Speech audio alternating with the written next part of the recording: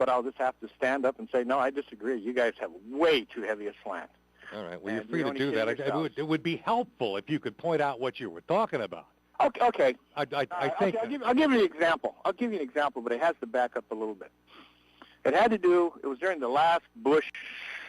Was it Gore? Who did he run against the last time? He ran against Kerry. Okay. When the media, local and national, covers an issue from the standpoint of a democratic plan, let's say for education, it was presented as a democratic plan. And when they would turn around and report the Republican stance or platform with regards to that, it was referred to as a scheme. And it was really funny because when I heard it, I landed up doing some channel surfing. It wasn't something that was specific to Channel 24. It was something I picked up on 47 and something I picked up on 30. And you can't tell me when something like that happens that there isn't some type of agenda going on when they use almost the exact same terminology. I think Rush over the years has pointed out many, many examples of where supposedly this is something that's new, yet you're hearing the same thing from all three media sources. Do you all get together and plot? Oh, yes, it's a big conspiracy. No, and in fact, we sit around half the day worrying about what our competitors are doing because we don't know what they're doing. And when when we're watching our newscast at 6 o'clock, we're looking at ABC 30 and going, oh, what are they leading with? And they're probably doing the same thing with us. Again, I would really have to see a specific example of that. I mean, as a news director at a TV station, if somebody wrote copy in a newscast on our station that used the word scheme to talk about a particular party's plan for something, that would raise a big red flag with me, and that wouldn't happen more than once. Does all of that have to go through you?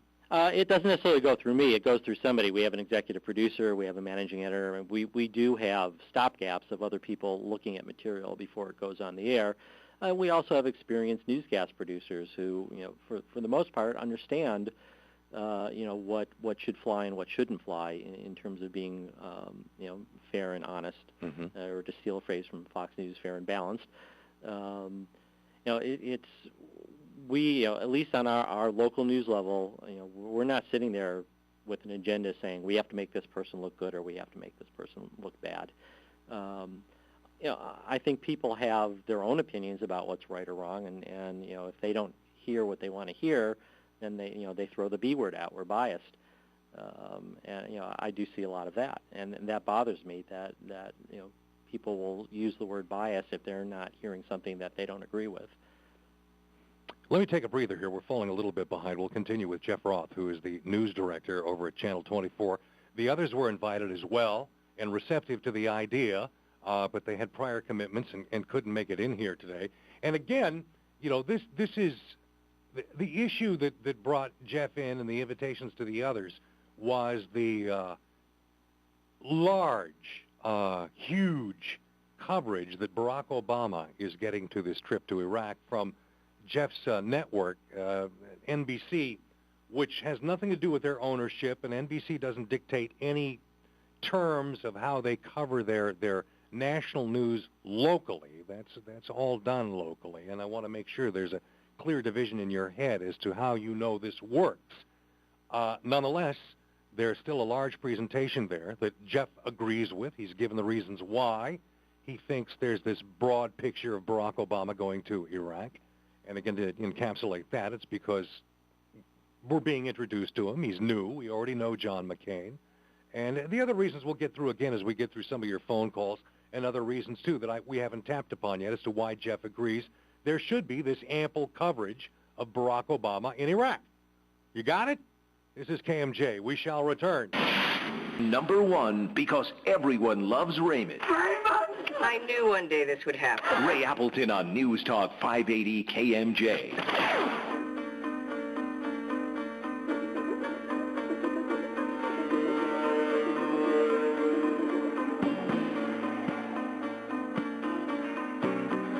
I know that's probably some kind of sacrilege as I play a song called FM on AM radio, but hey, I'm a renegade. Welcome back to the Appleton program as we visit with Geoff Roth, who is the news director for television, specifically KSEE 24.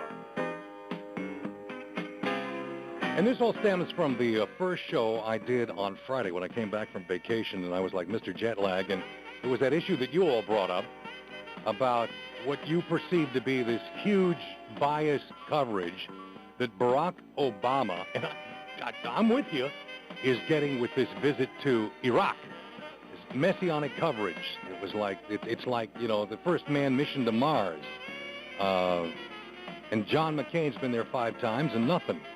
However, Geoff did bring up one thing, that John McCain had full run of all the morning news programs this morning.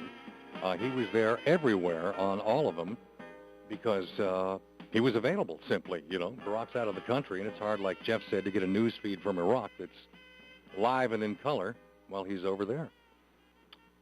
Any other reasons why, Geoff, you believe that Barack should be getting all of this coverage about Iraq and anything to do with foreign policy? Maybe that's it, too. He has little defined foreign policy. The people have been critical of it. Now he's somewhere foreign, so maybe I'll play devil's advocate as far as my own point of view goes. So he's on foreign turf. Let's see what goes. I think people want to see how he handles himself. I don't think people are as concerned about John McCain's foreign policy credentials as they are about Barack Obama's foreign policy credentials. This is a guy who was, a senator from Illinois, was in state government in Illinois before that, and hasn't had a lot of foreign policy experience. And, he is making a statement. He said, I'm going to go over there, and I'm going to talk to these people, and I'm going to try and show people, because I want them to vote for me, that I can handle the world stage. I think people really are interested in that. And, if you read the media criticism of the trip, he's taking a big risk. He could come out looking great. He could come out falling on his face. He's getting criticism. There are already complaints coming from Republicans and from within his own party that he's changing his stance on how long we should keep the troops in Iraq. And here he is. He's meeting with Maliki. He's meeting with the government of Iraq, and people want to know what's happening. What is he telling them? What are they telling him? Is his opinion going to change after this visit? Here's a guy that wants to be the president of the United States, and I think people want to see how he's handling this. Bob, go ahead. You're on the air. Hi. Yes. Hello, Geoff. Hello, Ray. Hi. Hi. I'm kind of a nostalgic type. I was hearkening back to the previous era, I suppose, when newspapers were king, and I actually find it refreshing to just look at the names of the newspapers. The Dallas Democrat, the Springfield Republican. They're very upfront. Nobody was deceived. Nobody was trying to be deceived or deceiving. It was simply, this is where we're coming from. I think everybody has a bias, and it's only disingenuous people who pretend they don't. So I just think it would be more refreshing if people would say, you know what, of course, this is my perspective. This is what I'm hoping happens. It's so obvious. Everybody knows. As far as bias being a red herring, I think the far left and the far right are usually accurate when the average, I'm not talking about the wonks, but when the average far left or far right person listens to a news story that is biased, they get it. This is biased against us. The psychological response of someone who's caught in a lie or caught in being exposed as whatever they are is not claiming bias, it's anger. So I actually think that this bias charge is legitimate, and I don't even think you could get rid of it if you tried, and I don't think we should try. I just think it would be more refreshing for people to say, you know what, this really is where I'm coming from, this is the way I see it, and that's why I'm saying what I'm saying. It would be more honest. Okay. You feel that bias is apparent in news? I think everybody sees it and says, why pretend it's not there? Are we that? I feel it's insulting to me to pretend there is no bias on Fox or there's no bias on ABC, NBC, or NPR. I listen to all these shows. I want to get everybody's opinion. It's unfortunate. This sounds biased, but I have a liberal friend who told me, never listen to Fox. Please don't. It's damaging, and I'm like, come on, man, that's insulting to me. I listen to CNN. I listen to NPR. I'm going to listen to Fox. Don't tell me not to listen to the other side, or my side, actually, but your other side. come on. Are we going to stay in this infantile mentality, or are we going to grow up someday? And, I acknowledge people have a different point of view that I disagree with, but let's be honest enough to say that this is my point of view. And we waste a lot of time, I think, pretending I don't have bias. I have bias. It comes out of my worldview. I think I'm right, but, I could be wrong. Let's hear what you've got to say from your perspective. Obviously it's coming from your perspective. You're saying it. I don't know. Maybe I'm waxing too much on this, but what do you guys think? Well, I think you make a good point in that you shouldn't get all of your information from one place, no matter where it is. Especially with something as important as voting for president. The Fresno Bee people are probably going to love me for saying this, but I think people should watch television news. I think people should read newspapers, whether it be in print or online. Television news and newspapers have different strengths and weaknesses, and I think one of the strengths that newspapers have is depth that they can get into a little bit more than television news can. I mean, if you really want to be informed, you should be getting your information from a lot of different places. Saw a great story online today about the founder of Craigslist who got a subscription to the print edition of the New York Times. And, with all this talk about newspapers dying and people getting their information from the Internet, here's a guy who's made a fortune off the Internet who's subscribing to a print newspaper, and his specific reason for doing it is because he wanted to be better informed before he voted for president. So, don't rely on just one place to get your information. Bob, thank you. Good call. Jeff, you're on. Hi. Hey, Ray. Glad you're back. Congratulations. Thank you. And to try to pass off the media as not biased is sort of a crack-up. I mean, I've been listening to this global warming nonsense for years, and there's all kinds of evidence and proof out there that it absolutely is not man-made. I hear nothing but things on radio, TV, newspapers about the global warming and all of our carbons that are causing it, and I never ever hear the rebuttal by the other side, part of the scientific community saying, yeah, but we aren't causing it. The sun is causing. I never, not one single time. And I listen to all forms of news, and I read the Fresno Bee as often as I can. As far as Obama and McCain go, McCain, he's getting exactly what he deserves. He loved it when President Bush, and I am still 28% who like President Bush, by the way, when President Bush needed the Republicans to rally around him, with everything he was trying to do under very difficult circumstances, McCain went maverick on him. He needed the headlines. And so he teamed up with Feingold, and he teamed up with Kennedy, and he teamed up with Lieberman, and he had the Gang of 14, and boy, all kinds of media coverage. And the media just adored him for doing such a thing. Well, here's the other side of the knife, because the knife only cuts one way with the media, and it's always against conservatism, and it's always in the direction of liberalism. That's just a fact. I mean, liberal commentators have come out and said as much, written books about it. And yet it's just the big thing that, your guy there, Jeff, sitting with you, he don't see it. He don't get it. And it's like, okay, we believe you now. Any comments, Jeff?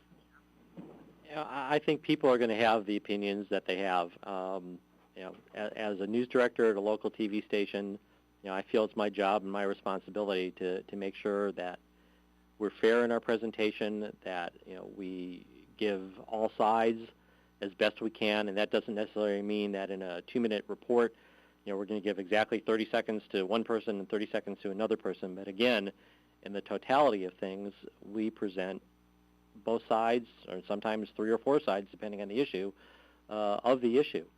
But I think people have their opinions, and they're going to make up their minds about whether we're biased or not, based on their perspectives as well. Do you have, when you do your news meetings, getting into things that we do in the news meetings that we have in our newsroom, which I don't participate in, by the way. I'm so divorced from the news department because what I do is entirely different. It's all opinion stuff. I don't go to the news meetings. I don't even go in the news department unless I want to get a ream of paper or something for my copier. It's a scary place. You should stay away. But I know when Roy conducts these meetings over there, they deliberately seek out other sides. They go out of their way to grab all that stuff. I'm assuming you do too. Yeah, when a reporter gets assigned a story, I mean, one of the first things they have to start thinking about is who am I going to talk to about this story, and so we do discuss that. And sometimes what seems like bias is simply the person that we need to talk to about a certain side of an issue either A, doesn't want to talk to us, or B, isn't available. And so sometimes when we try and present other sides to an issue, it's not an easy thing to do. That's a problem we run into as well, too. Yeah, well, it's like you're trying to get all of the news directors here today. Yeah. I mean, it's usually we decide in the morning what story we're covering, and sometimes people just aren't around. Today we were talking about doing a story about property tax assessments, and the assessor was out of town on vacation, so we couldn't talk to him about a story that we were thinking about. But sometimes you've got something that's so hot it demands attention now, but you can't get the other side to it. Exactly. But you've got to present. Yes. And sometimes that winds up making you look like something that you ain't. Well, and hopefully down the road we continue to cover the story, and we do get the other side. Again, I don't think you can take a small slice of the whole pie and draw conclusions from that. Yeah, just in defense, I brought that up because we've run into that problem as well, too. John, you're on KMJ. Go for it. Hey, Ray, congratulations. Jeff, nice to have you on.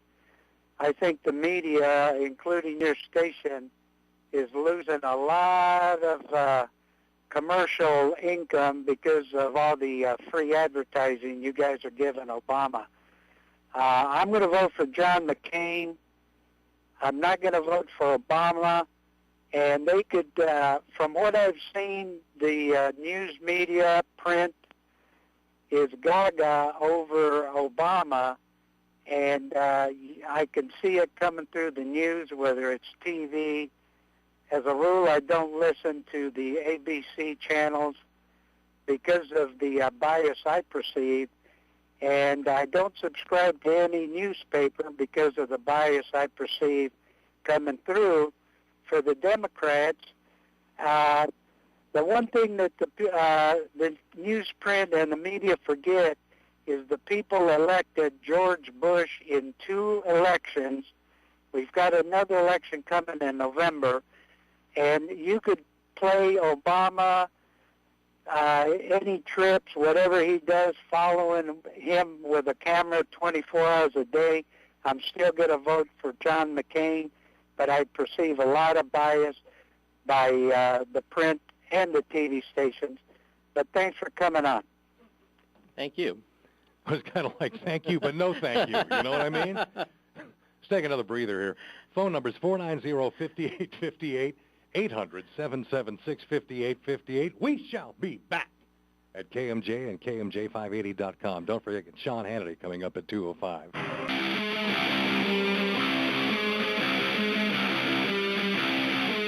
All right.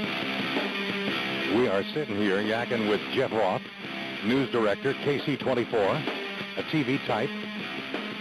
This began with talk about all of the coverage that Barack Obama is getting in this trip to Iraq that many feel is over the top and unbalanced. Except for Jeff. All of you calling in today, obviously, with a gripe. More calls. Robert, it's all yours. What you going to do with it? Hey, Ray. Hey. I just wanted to ask this, Jeff. I was like, he keeps saying it's a perception of whether or not they're biased or not, but let's just look at the whole global warming farce and Al Gore. Every time Al Gore comes on the TV and starts talking about global warming, all the news media networks are out there just pushing it down our throats. And today, we can never get the facts. And today I heard Rush talking about this guy who did the mathematical calculations over the years and proved it to be a lie. Yet you never hear these guys on the mainstream news networks getting out there and saying, as soon as Al Gore is on there, getting this other guy on there and saying, well, this guy's proven that Al Gore is lying through his teeth. It's all about money. It's all about pushing it down our throats, making us believe something that's not real. And he can sit there and say that there was no such thing as a bias happening in front of our very eyes. They're pushing global warming down our throats, and it's not real. Well, let's ask about that. Let's ask. There's always, Jeff, all of this news about global warming from a certain, group in the science community, and there is another bona fide group in the science community that says, but we never hear anything about them. I don't think you never hear anything about them because obviously people will have heard things rarely about them. But I guess you have to look again at where is information coming from, and I find it a little ironic, and maybe this is me showing my bias a little bit. To use Rush Limbaugh as an example of being what the facts are. I mean, I think Rush Limbaugh has a biased opinion in a certain direction, and he'll use what information he feels is appropriate to push his point of view. When you're looking at groups of scientists, government scientists, international panels, all who seem to be in agreement that global warming is an issue, that's something that's hard to ignore. And there are going to be people that don't want to believe that that's true, and there are going to be some scientists that push the opposite opinion. But again, I think the media coverage of global warming has been accurate. He just opened up the box. Oh, I'm sure I did. He just opened up the box. David, you're on KMJ. Well, Ray, there's so much you can go with, but let's go with that last statement, about Rush pushing a certain set of facts. I want to know, Jeff, what's the difference between Rush pushing a certain set of facts to disprove the man-made global warming and the New York Times also pushing a certain set of facts that they agree with that proves it? I don't think either one of them it can be said not to be having an agenda. I think either one of them is pushing a certain set of facts. I think the New York Times has a set of editorial standards that they abide by, and Rush Limbaugh decides what to put out, whether it's true or not, based on appealing to his audience. Are you saying New York Times never puts out something, whether or not it's true? Are you actually going to BS us in this audience on something like that? I think the New York Times has made mistakes. I will not sit here and say they never have. Thank you. But when the New York Times makes mistakes, they come out and correct themselves. They fire people. So does Rush. He's eaten his own left foot many times. Well, yes, he has. But there's one more thing I want to ask Ray, if I can, ask Jeff. Jeff made a kind of interesting statement. He said, do you care about who's doing the interview, or do you care what the answers are? And I look at that and I think, yes, I really do care who's doing the interviewing because I care what the questions are. And I just don't think the Three Stooges who are traveling with Obama over there are going to do the hard-nosed questioning that people like Mark Levin or Britt Hume or Michelle Malkin would ask. Now, if Obama had any real guts, he would do it. He would do a panel show with people like that and stand up and defend his flip-flops, other than hiding behind the skirts of people like Katie Couric. Sure. Yeah, I know. I hear you. I mean, there's a certain degree of questions that would come from various well-respected people in the media. Of course. Okay. Thank you, Ray. Okay. Take care. Mm-hmm. Now it's global warming, huh? Oh, boy. Mac, go ahead. Hi. Hi. Listen, I don't even want to... I don't even want to give the privilege of saying that it's even news anymore. It's news if you're printing about a catastrophe in some particular part of the globe or something. But when it comes to political agenda, you guys aren't news anymore. You guys are a propaganda machine. I can't even give you the generosity of saying that you even represent news. And I'm not just talking about Channel 24. I'm talking about 47, 26, 30, CNN. You're not news anymore. You guys have become propaganda machines. Well, what is it you object to, specifically? Well, for one thing, that you never have any kind of equal balance to anything. If like, for example, they're talking about the global warming point of view. You don't present the other side of a global warming point of view. You talk about all of your agendas. You push nothing but Democratic legislators on California for the last 10 years And now we've got a majority of every committee in California. You've broken the state of California with your news propaganda, and the people are stupid enough to buy into it, the majority of the people. Well, I can't agree that that's kind of, getting back to the old cliche of chopping off the head of the messenger. It's we report on what happens. We're not telling the California legislature what to do, and we're not telling people who to vote for. We cover candidates, we cover issues. We let people know what's going on. Governor Schwarzenegger comes to the Central Valley, on almost a weekly basis, and we're always there covering him. John McCain came to Fresno and held a town meeting, and I'm proud to say that KSEE-24 was the only station that covered it in its entirety, live, on the air and on the internet. I truly believe that our mission is to inform people, give people information, and let them make up their own minds. And Mac, in Channel 24's defense, I think Jeff would love to have that power over people, but not even they do, and just as we don't at KMJ. So I don't want to have that power over people. It would be a little scary, wouldn't it? We've got more. Just a little bit, though. Time to change.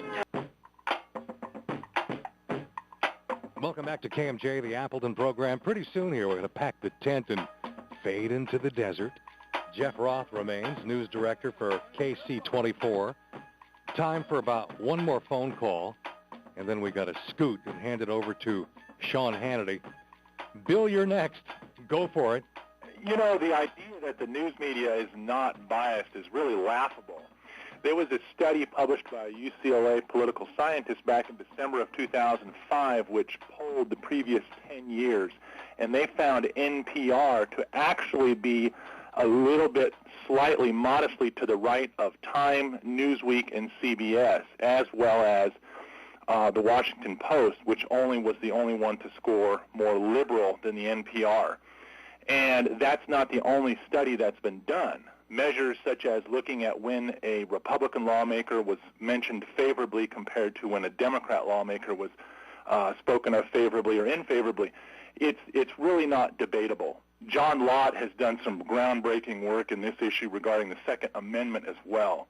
And when we look at something like global warming, there's a new group out called the Petition Project, which is over 31,000 scientists, and I'm one of the signers of that petition as well, and over 9,000 of those are PhDs. And there's a group, and it's building momentum, and the idea is to say that, hey, we're out here too, and we believe that global warming is a farce. And they've put out a very, very good study, and it's entitled Environmental Effects of Increased Atmospheric Carbon Dioxide, and it was published in the Journal of American Physicians and Surgeons. And I have never once heard this mentioned on your television show, nor any others. And I must confess, though, that I have all but abandoned watching mainstream television media, and simply because I find the network news to be virtually unwatchable. And, it's a subtle thing. And Bill, I got to get your final point here. It's a subtlety. That's the final thing, is that it's a subtlety. The twist of the words, the way things are worded, it's a very subtle thing. But if you look at both sides and you do use multiple sources like I do from the web perhaps, you pick it up. Jeff, final comments. Again, everybody does have a point of view. People who work in the media have points of view. We're not robots. It's not that we don't have opinions and feelings about things. But again, I think most journalists out there, television, newspaper, internet, try to be as objective as possible and get information out there for people to evaluate. And again, I don't think people should get all their information from one source, from any one source. You get points for coming on into this one. This was a brave deed, friend. Geoff Roth, News Director, KSEE-24. Thank you, sir. Thank you for having me. I appreciate it. Sean Hannity is on the way. Coming up at 2 o'clock, he'll take you to the 5 o'clock hour.